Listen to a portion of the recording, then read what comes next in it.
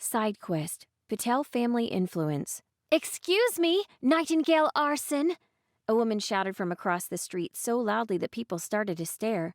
Looks like our cover story is working out really well, Zeke muttered into Nightingale's ear, just quiet enough for her to hear. Shut up, Nightingale grumbled, not turning around. She pulled her hood up, and their steps quickened a little. It didn't really matter. Her horn stuck up enough that their outlines were still visible. The woman ignored Rook's glares and slid up beside Nightingale with a wide grin. Don't bother trying to hide. I would recognize you anywhere. Her hair fell in vivid blue waves behind slightly elongated ears, but she could have passed as an eccentric girl from Earth otherwise. Nightingale turned and tried not to let too much annoyance find her way into her voice as she pulled the hood back down. What do you want with me? Well, the woman straightened, brushing a strand of bangs from her eyes. It's both of you, actually. She inclined her head to Zeke. Noble Zhang, it's a pleasure. Sure, Zeke returned the nod. So how do you know us? Oh, I was visiting Alinea on behalf of the Hyde family a couple of years back, when both of you arrived and your families were parading you around. She trailed off. That's not important, though. I am curious as to what you two are doing so far from the capital. Research.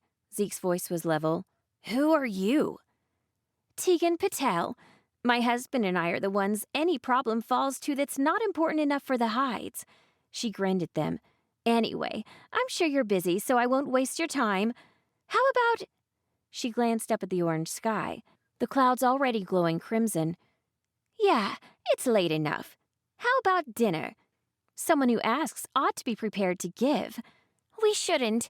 Nightingale sounded as apologetic as she could. We wouldn't want to impose on your family. It's nothing, Tegan insisted, pointing up the street. I know you're all busy, and I wouldn't propose anything so formal. She lowered her voice, grinning mischievously. I know all of Hyde's dirty secrets, including where to get the best rice balls. That sounds awesome, Remy exclaimed. We can go right, guys? It's not like we wouldn't have to stop for dinner anyway. Nightingale sighed. Fine, lead the way. Tegan did. They passed through the winding streets out behind alleys and through packed crowds made up of workers returning from the mines covered in grime. With Tegan leading the way, the uncomfortable staring they got stopped. One look at the woman and the miners became suddenly polite and cheerful. She led them closer to the mines, where a series of old cargo crates had been stacked on top of one another and turned into a restaurant. There was no indication that food might be served inside except for the enticing smell. Tegan led them to an opening between two of the crates. Go ahead and squeeze on in. She hadn't been exaggerating about the food. A few minutes later, and they were all gathered around some shipping crates and back, with a mountain of rice balls on several different colored plates. Now that you're trapped by all this delicious food, I can explain what I need. Tegan set her plate down. Nightingale rolled her eyes. I knew it! You want something! Free rice balls were too good to be true. Oh, I'm sorry, Princess, Tegan blushed, but I'm running out of options. I promise that I won't take too much of your time, and don't feel obliged or anything. It's cool, Nightingale mumbled through a mouthful of rice. What did you need? Right, Tegan cleared her throat.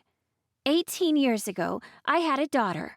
Fast forward, and the foster family that was raising her on Earth refused to hand her over to the Harbingers. They wouldn't let her come back to me. Nightingale looked up in time to see Tegan smile sadly. Then she continued, Look, I won't bore you with the politics. All that matters is that the Harbingers haven't tried to get her again. They didn't even give her a chance. We would love to help you, Rook said. But we aren't Harbingers. We don't have a portal and we can't go back to Earth. Oh, I know, Tegan hurried to answer. Hyde might be a tiny town in the grand scheme of Alinea, but the Iridium makes us important enough to warrant our own Harbinger embassy. She turned slightly, inclining her head to Nightingale. Please, Princess, if you petitioned for me, they'd have to help. Her eyes widened, and there was desperation in her voice. I've waited 18 years for this. My daughter has never even met me or her father. Please help us. A few moments later, and they were back outside. The streets weren't busy in the early evening, but that didn't mean all the people had gone. There were a handful of taverns with open doors and lights inside, though the environment seemed far more subdued than Romstead had been.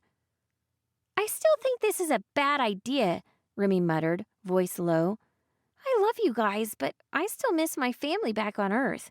I wouldn't have wanted someone to rip me away."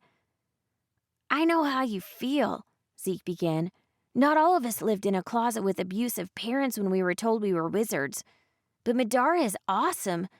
Even if you ignore never having to get older, there's magic, adventure, history. How lame would it be to not even give her the choice?" "Her family seems sweet," Rook said.